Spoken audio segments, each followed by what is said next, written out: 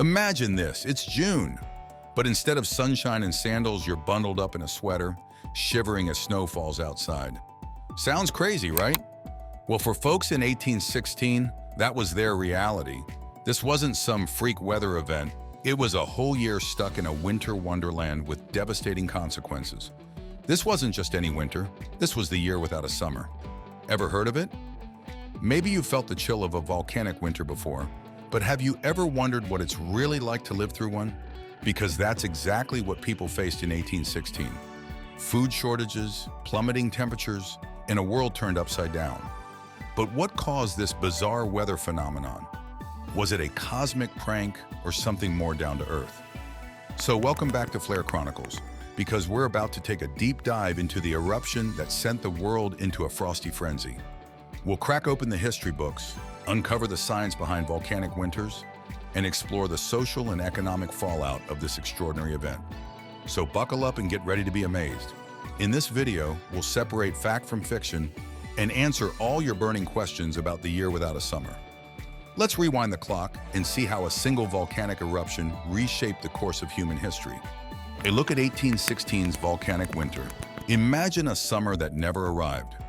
The year 1816, etched in history as the year without a summer, was exactly that. A veil of ash from a monstrous volcanic eruption choked the atmosphere, plunging the world into a chilling darkness. While a drop of just a degree or two Celsius might seem insignificant, for crops struggling to survive, it spelled disaster. Harvests across the northern hemisphere failed, leading to widespread food shortages and a desperate fight for survival. In 1815, a fiery monster awoke in the Dutch East Indies, modern-day Indonesia. Mount Tambora, in a cataclysmic eruption, blasted ash into the sky, the likes of which hadn't been seen in over a millennium. This wasn't just any tantrum.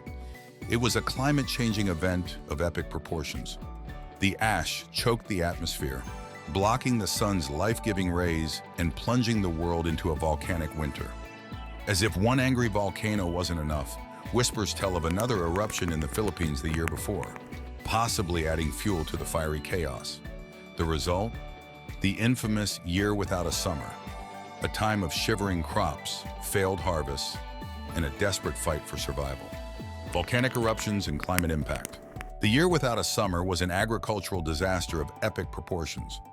Historian John D. Post called it the last great subsistence crisis in the Western world, a chilling reminder of how much humanity relies on a predictable climate. Strange weather patterns hit New England, Atlantic Canada, and Western Europe the hardest, turning a bountiful season into a desperate fight for survival. The main cause of the year without a summer is generally held to be a volcanic winter created by the April 1815 eruption of Mount Tambora on Sumbawa. The eruption had a volcanic explosivity index, VEI, ranking of 7, and ejected at least 37 cubic kilometers, 8.9 cubic miles, of dense rock equivalent material into the atmosphere. It remains the most recent confirmed VEI-7 eruption to date. Other large volcanic eruptions of at least VEI-4 around this time include the 1808 Mystery Eruption in the southwestern Pacific Ocean, 1812 La Soufriere on St. Vincent in the Caribbean, 1812 Awu in the Sangihe Islands, Dutch East Indies, 1813 Suwano Sajima in the Ryukyu Islands, 1814 Mayon in the Philippines. These eruptions had built up a substantial amount of atmospheric dust, and thus temperatures fell worldwide as the airborne material blocked sunlight in the stratosphere. According to a 2012 analysis by Berkeley Earth, the 1815 Tambora eruption caused a temporary drop in the Earth's average land temperature of about 1 degree Celsius. Smaller temperature drops were recorded from the 1812 and 1814 eruptions. The Earth had already been in a centuries-long period of cooling that began in the 14th century. Known today as the Little Ice Age, it had already caused considerable agricultural distress in Europe. The eruption of Tambora occurred near the end of the Little Ice Age, exacerbating the background global cooling of the period. This period also occurred during the Dalton Minimum, a period of relatively low solar activity from 1790 to 1830. May 1816 had the lowest Wolf number, 0.1 to date since records on solar activity began. It is not yet known, however, if and how changes in solar activity affect Earth's climate, and this correlation does not prove that lower solar activity produces global cooling. Regional impacts, Asia. The monsoon season in China was disrupted, resulting in overwhelming floods in the Yangtze Valley. Fort Chuangcheng reported fields were disrupted by frost, and conscripts deserted as a result.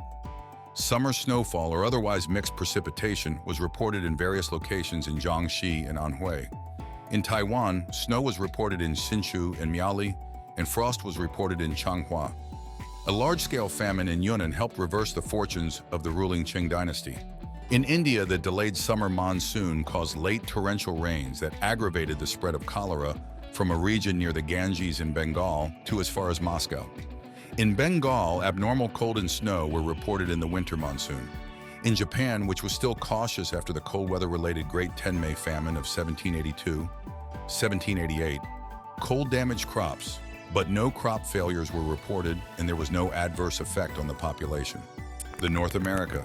In the spring and summer of 1816, a persistent dry fog was observed in parts of the eastern United States. The fog reddened and dimmed sunlight, such that sunspots were visible to the naked eye. Neither wind nor rainfall dispersed the fog, retrospectively characterized by Clive Oppenheimer as a stratospheric sulfate aerosol veil. The weather was not in itself a hardship for those accustomed to long winters. Hardship came from the weather's effect on crops and thus on the supply of food and firewood. The consequences were felt most strongly at higher elevations, where farming was already difficult even in good years. In May 1816, frost killed off most crops in the higher elevations of Massachusetts, New Hampshire, Vermont, and upstate New York. On June 6, snow fell in Albany, New York, and Dennisville, Maine. In Cape May, New Jersey, frost was reported 5 nights in a row in late June, causing extensive crop damage. Though fruit and vegetable crops survived in New England, corn was reported to have ripened so poorly that no more than a quarter of it was usable for food, and much of it was moldy and not even fit for animal feed. The crop failures in New England, Canada, and parts of Europe caused food prices to rise sharply. In Canada, Quebec ran out of bread and milk, and Nova Scotians found themselves boiling foraged herbs for sustenance. South America. A newspaper account of northeastern Brazil was published in the United Kingdom. By arrival at Liverpool, we have received accounts from Pernambuco of the 8th of Feb, 1817, which state that a most uncommon drought has been experienced in the tropical regions of the Brazils, or that part of the country between Pernambuco and Rio de Janeiro. By this circumstance, all the streams had been dried up, the cattle were dying or dead, and all the population emigrated to the borders of the great rivers in search of water. The greatest distress prevailed, provisions were wanting, and the mills were completely at a stand. They have no windmills so that no corn can be ground. Vessels have been sent from Pernambuco to the United States to fetch flour, and what had tended to increase this distress was the interruption of the coasting trade through the dread of war with Buenos Aires. Societal effects. High levels of tephra in the atmosphere caused a haze to hang over the sky for several years after the eruption and created rich red hues in sunsets. Paintings during the years before and after seem to confirm that these striking reds were not present before Mount Tambora's eruption and depict moodier, darker scenes, even in the light of both the sun and the moon. The lack of oats to feed horses may have inspired the German inventor Karl Dreiss to research new ways of horseless transportation, which led to the invention of the Draisine and velocipede. The crop failures of the year without a summer may have shaped the settlement of the Midwestern United States, as many thousands of people left New England for Western New York and the Northwest Territory in search of a more hospitable climate, richer soil, and better growing conditions. Indiana became a state in December 1816, and Illinois did 2 years later. British historian Lawrence Goldman has suggested that migration into the burned-over district of upstate New York was responsible for centering the abolitionist movement in that region. According to historian L.D. Stillwell, Vermont alone experienced a decrease in population of between 10,000 and 15,000 in 1816 and 1817, erasing 7 previous years of population growth. Among those who left Vermont were the family of Joseph Smith, who moved from Norwich, Vermont to Palmyra, New York.